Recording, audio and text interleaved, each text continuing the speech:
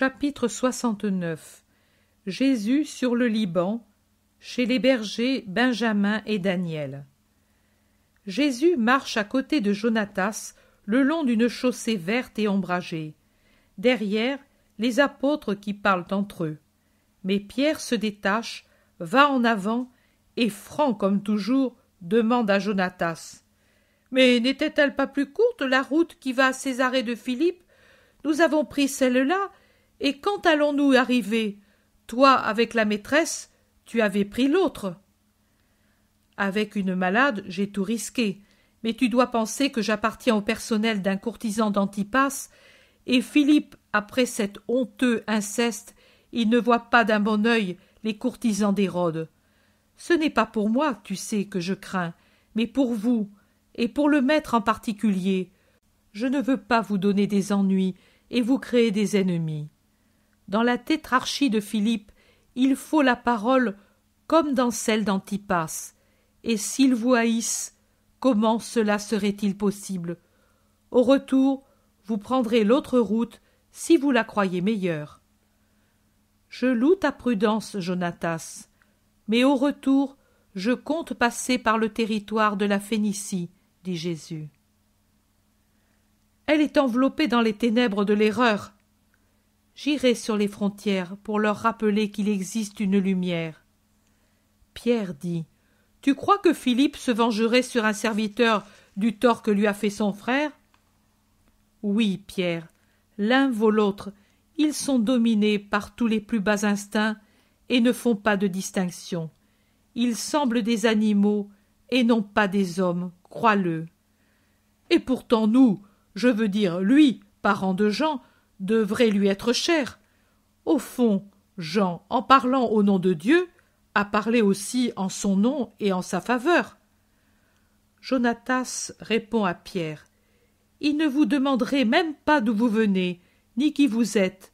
Si on vous voyait avec moi, si on me reconnaissait, ou si j'étais dénoncé par un ennemi de la maison d'Antipas comme serviteur de son procurateur, on vous emprisonnerait tout de suite. Si vous saviez quelle fange il y a derrière les vêtements de pourpre, vengeance, injustice, dénonciation, luxure et vol, c'est la nourriture de leur âme. Âme? Nous parlons ainsi, mais je crois qu'ils n'ont même plus d'âme. Vous le voyez? Ça s'est bien terminé. Mais pourquoi Jean a-t-il été libéré? Par suite d'une querelle entre deux officiers de la cour et d'une vengeance. L'un d'eux, pour se débarrasser de l'autre, qu'Antipas avait favorisé en lui donnant la garde de Jean contre une somme, ouvrit pendant la nuit la prison. Je crois qu'il avait étourdi son rival avec du vin épicé, et le matin suivant, le malheureux fut décapité à la place du Baptiste évadé. C'est un dégoûtant, je te le dis. Et ton patron y reste. Il me paraît bon. Oui, mais il ne peut faire autrement. Son père et son grand-père appartenaient à la cour d'Hérode le Grand, et le fils doit forcément y rester. Il n'approuve pas, mais il ne peut que se borner à garder son épouse loin de cette cour vicieuse. Et ne pourrait-il pas dire « Cela me dégoûte » et s'en aller? Il le pourrait, mais si bon qu'il soit, il n'en est pas encore capable. Cela voudrait dire certainement la mort. Et qui est-ce qui veut mourir par une fidélité spirituelle portée à son plus haut degré? Un saint comme le Baptiste, mais nous, pauvrés. Jésus, qui les a laissés parler entre eux, intervient. Dans peu de temps, sur tous les points de la terre connus, on verra aussi nombreux que les fleurs sur un pré en avril, les saints, contents de mourir pour cette fidélité à la grâce et pour l'amour de Dieu. Pierre dit, « Vraiment? Oh, il me plairait saluer ces saints et leur dire, « Priez pour le pauvre Simon de Jonas. » Jésus le regarde en face en souriant. « Pourquoi me regardes-tu ainsi? Parce que tu les verras quand tu les assisteras, et ils te verront quand ils t'assisteront. » À quoi, Seigneur? À devenir la pierre consacrée du sacrifice sur laquelle se célébrera et s'édifiera mon témoignage. Je ne te comprends pas. Tu comprendras. Les autres disciples qui s'étaient approchés et ont entendu conversent entre eux. Jésus se retourne. En vérité, je vous dis que, par un supplice ou un autre, vous serez tous mis à l'épreuve. Pour l'instant, c'est celui du renoncement à vos aises, à vos affections, à vos intérêts. Après, ce sera un sacrifice de plus en plus vaste, jusqu'au sacrifice suprême qui vous ceindra d'un diadème immortel. Soyez fidèles, mais vous le serez tous. C'est le sort qui vous attend. Nous serons mis à mort par les Juifs, par le Sanhédrin, peut-être à cause de l'amour que nous avons pour toi. Jérusalem lave les seuils de son temple avec le sang de ses prophètes et de ses saints. Mais le monde aussi attend d'être lavé. Il s'y trouve des temples et des temples de divinités horribles. Ils seront dans l'avenir des temples du vrai Dieu, et la lèpre du paganisme sera purifiée avec l'eau lustrale faite avec le sang des martyrs. Ô Dieu très haut, Seigneur, Maître, je ne suis pas digne de pareil sort. Je suis faible, j'ai peur du mal. Ô Seigneur, plutôt renvoie ton inutile serviteur, ou bien donne-moi, toi, la force. Je ne voudrais pas qu'on te défigure, Maître, à cause de ma lâcheté. Pierre s'est jeté aux pieds du Maître et le supplie d'une voix qui révèle vraiment son cœur. Lève-toi, mon Pierre, n'aie pas peur, tu as encore beaucoup de chemin à faire, et l'heure viendra où tu ne voudras plus qu'accomplir le dernier sacrifice, et alors tu auras toute la force venant du ciel et de toi-même. Je serai là, plein d'admiration à te regarder. Tu le dis, et je le crois, mais je suis un si pauvre homme. Ils se remettent à marcher, Après une assez longue interruption, je recommence à avoir la vision quand déjà ils ont quitté la plaine pour gravir une montagne boisée sur un chemin qui ne cesse de monter. Ce ne doit pourtant pas être le même jour, car précédemment la matinée était torride, et maintenant c'est une belle aurore naissante qui, sur toutes les tiges d'herbe, allume des diamants liquides. On a franchi des bois, et encore des bois de conifères, on les domine de plus haut, et, comme des dômes de verdure, ils accueillent entre leurs troncs les pèlerins infatigables. Vraiment, ce Liban est une chaîne extraordinaire. Je ne sais si le Liban c'est tout cet ensemble ou bien cette seule montagne. Je sais que je vois des massifs boisés qui se dressent en un enchevêtrement de crêtes et d'escarpements, de vallées et de plateaux, le long desquels courent, pour retomber ensuite dans les vallées, des torrents qui semblent des rubans d'argent légèrement vert azuré. Des oiseaux de toutes sortes remplissent de leur chant et de leur vol les bois de conifères. On respire à cette heure matinale tout un parfum de résine. En se tournant vers la vallée, ou plutôt vers l'Occident, on aperçoit la mer qui rit au loin, immense, paisible, solennelle, et toute la côte qui s'étend au nord, au sud, avec ses villes, ses ports, et les rares cours d'eau qui se jettent dans la mer, en traçant à peine une virgule brillante sur la terre aride, avec leur peu d'eau que le soleil d'été sèche, et une traînée jaunâtre sur l'azur de la mer. Pierre observe. Ce sont de beaux paysages.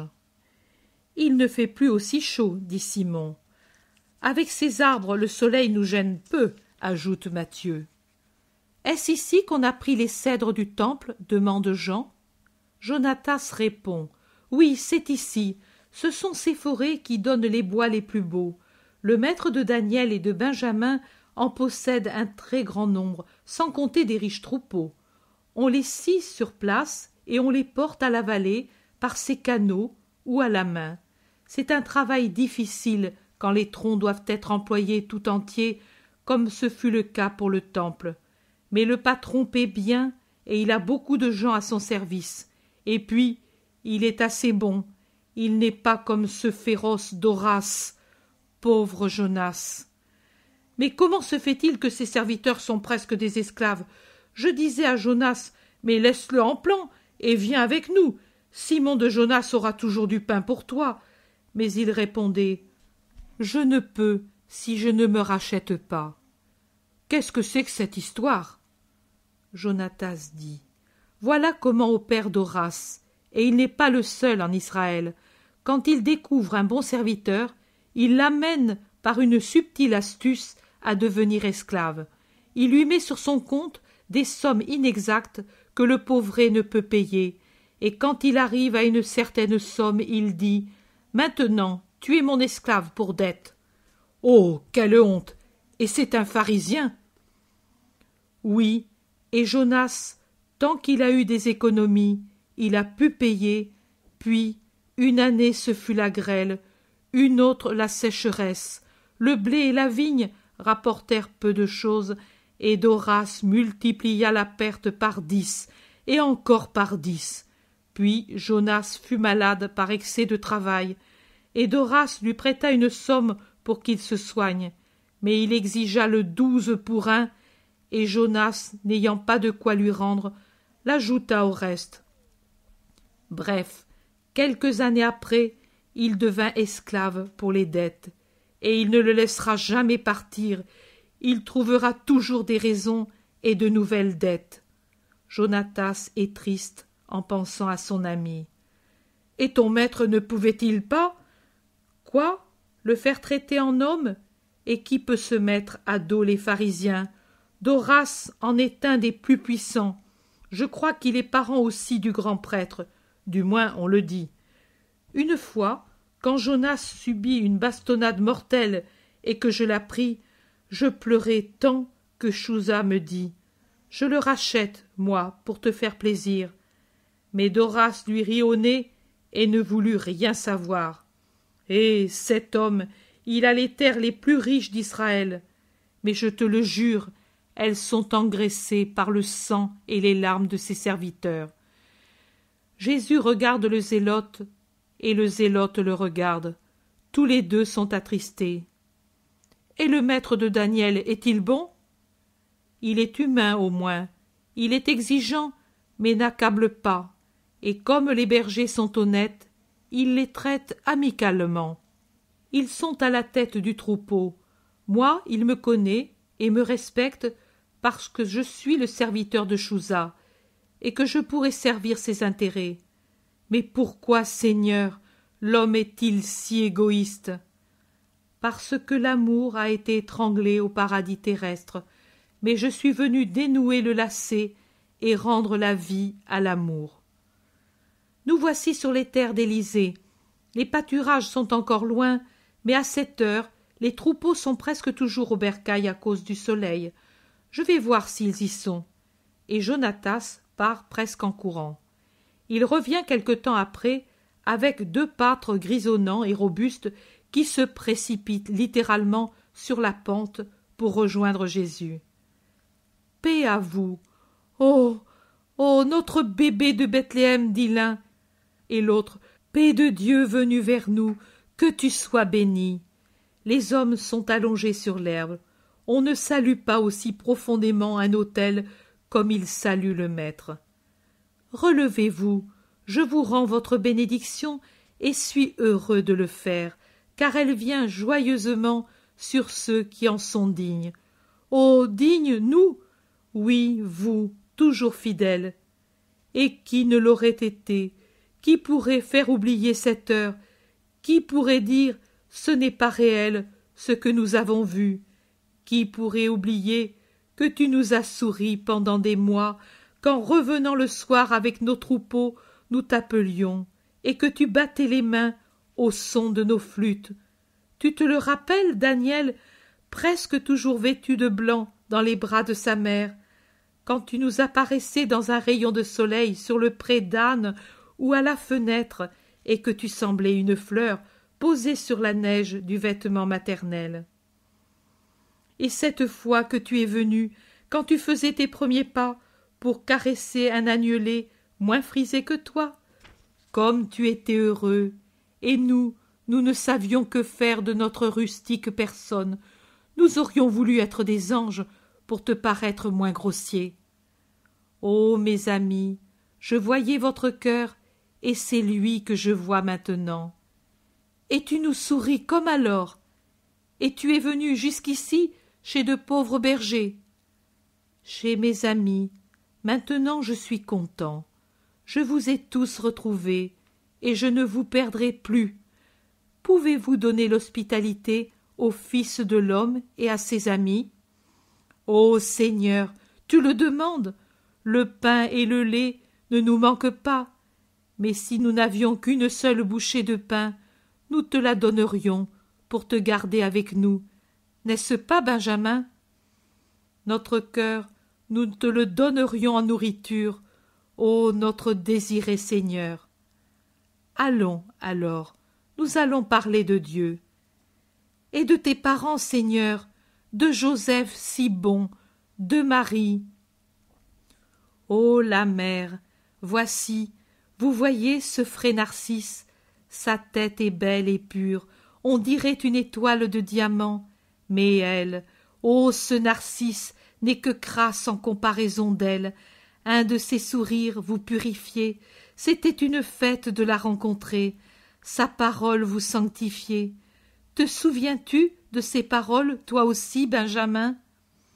Oui, je peux te les redire, Seigneur, car tout ce qu'elle nous a dit dans les mois où nous pûmes l'entendre est écrit ici, et il se frappe la poitrine.